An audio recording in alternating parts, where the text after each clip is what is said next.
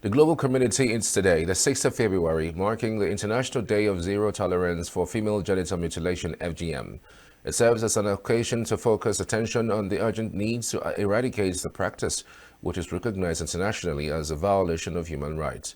In this report, Signature TV correspondent Chinebermi Kebunam takes a look at a practice which is deeply rooted in culture. Nigeria has the third highest burden of female genital mutilation globally, with 20 million cases and over 14 states highly affected. In 2015, the then president of Nigeria, Goodluck Jonathan, introduced a law to help fight FGM and, of course, punish the offenders.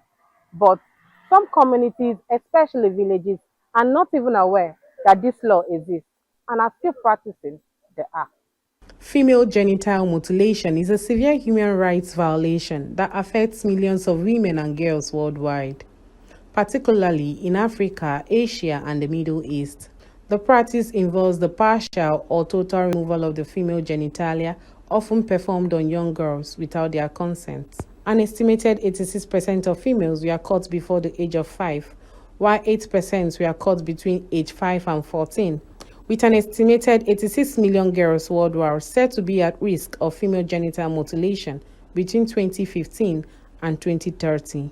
The implication is that millions of girls are being robbed of their childhoods, health, education, and aspirations every day by the harmful practice. The prevalence of FGM is highest in the Southeast with 35% and Southwest with 30% and lowest in the Northeast with 6%.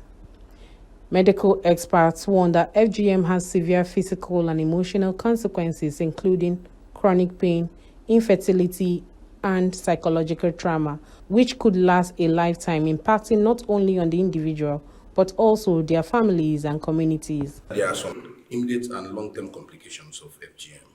By cutting the clitoris is what gives arousal, okay? The labia minora you cut and majora may consist of some little secretions, organs that secrete and wet that area. Okay, so you cut them, there's problem. So even the infibulation, it just opposes the opening for the vagina, so it makes it look tiny and narrower. So it can cause what you call vaginal pain during sex or sexual pain. There could be some urinary problems, difficulty in urination.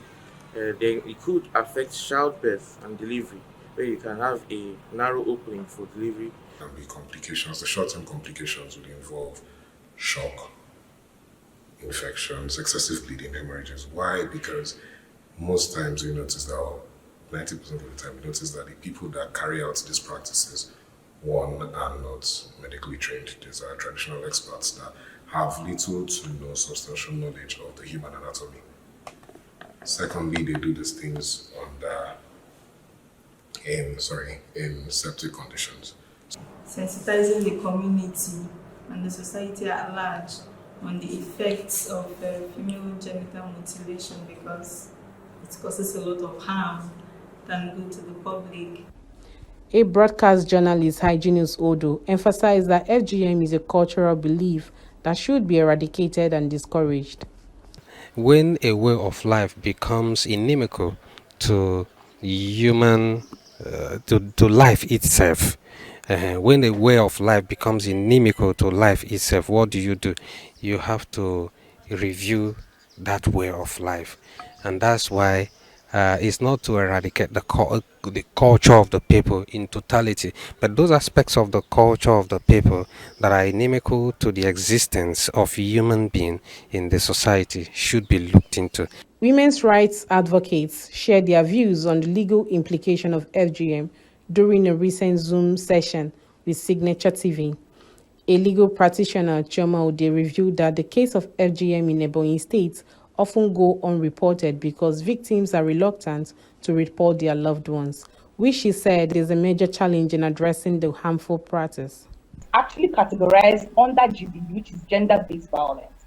And just like I earlier said, we have VAP law, which is violence against persons. Is actually under that VAP law. You can also see it under the Child Rights Act, because when I say that FGM is a crime, and FGM is a gender-based violence crime. And this gender-based violence crime is actually brought under the VAP law. And this VAP law, just like other states, is being domesticated in Ebonyi State.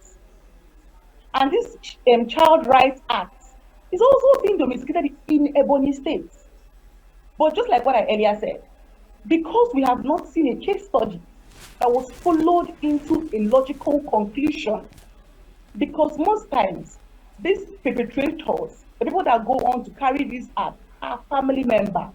More awareness needs to be created. In fact, I want to laud Signature TV for taking it upon you to create this wonderful awareness via your platform. It's a laudable venture, and I commend you for that.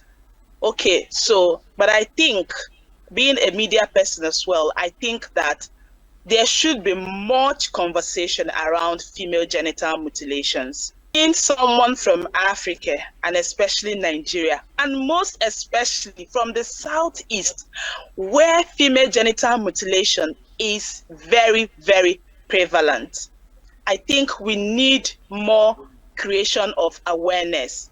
The year's theme, Step Up the Pace, emphasizes the imperative of strengthening alliance, building movements, and mobilizing collective actions to end FGM. It is a clarion call for governments, civil societies, organizations, community leaders, healthcare workers, and individuals to unite and wage all-out war against FGM. Chinemerem Ikebunam, Signature TV News.